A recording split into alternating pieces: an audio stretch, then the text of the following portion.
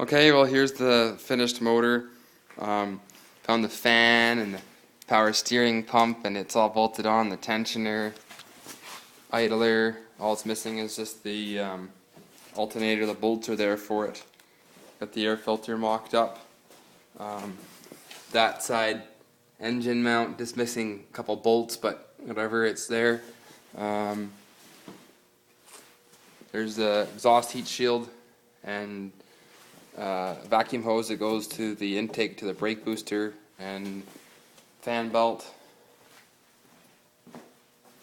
So the computer will be able to sit right up here in the factory location, and this group of wiring here, which is all neatly taped up now, that's going to go to the pedal that can go through the firewall there. And basically you've got this OBD port, which I'll give to you as well, so you can plug in a scanner or whatever, and you're going to hook up this orange wire to your cigarette lighter plug, and that'll be your 12 volt positive, and then these two black wires here you can just ground to your chassis inside the cab, and then you'll just have to hook up, like I've got it right now, the purple wire to this orange wire marked serial data, or OBD II port, and then this black wire here, that's to turn on the malfunction indicator lamp, and it's to ground it. So if you got just a regular automotive light bulb, or you already have a check engine light in the Toyota that you want to reuse, you can just hook this up to it on the ground side, and then 12 volt positive the other side of the bulb, and it'll light up if there's a problem. Then this gray wire here, there's basically 3 wires to make it run. You don't have to hook up the OBD port. So this gray wire here, that goes to ground on the starter relay, and that way you can run it through, this will be the in-cab group of wires, you can run that through your clutch switch if it's a ground type one. If it's just a brake circuit, so it'll be like a start switch or anti-start switch, like a safety switch. Or you can run the positive side of that. You can just ground this gray wire to the cab, and you can run the positive side, which is one marked starter.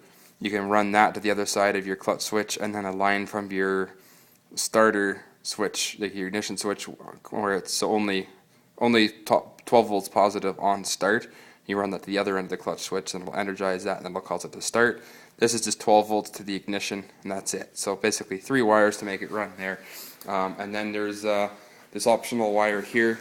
Right now I have it turned on in the computer program, but I can turn it off if you want to use some kind of controls that you already have for running your fuel pump. But that wire right here, this purple wire, is going to be in the engine compartment, just brought out of this loom of wires that I've nicely taped and put all the loom back on. So this purple wire here, it's going to 12 volts positive to fuel pump relay.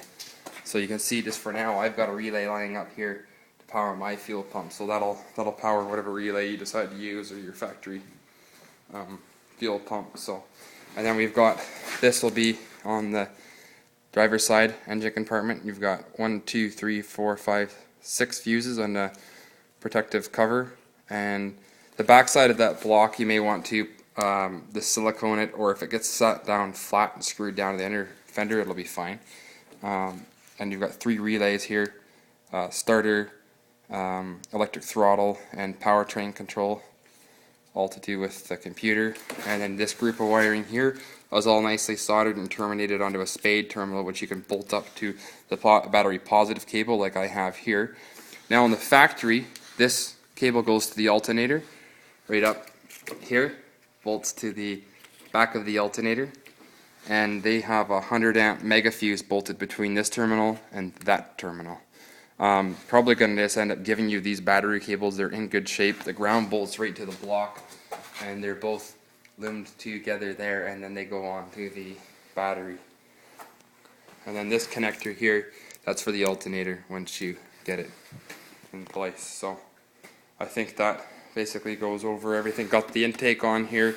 If you do delete it and run the straight pipe through here, like a lot of people do, you've just got to hook up this vacuum line which goes to the fuel pressure regulator into a port somewhere so that you can get vacuum so it will start. So I think that's pretty much it.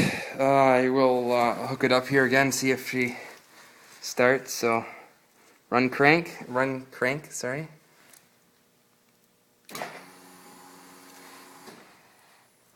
Then we just gotta touch the positive starter wire to that.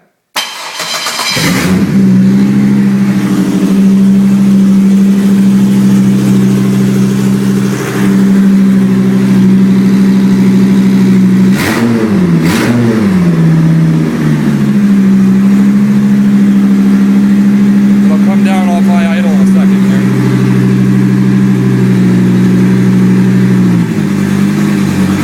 There we go. It's sounding so much better now. Nice and smooth.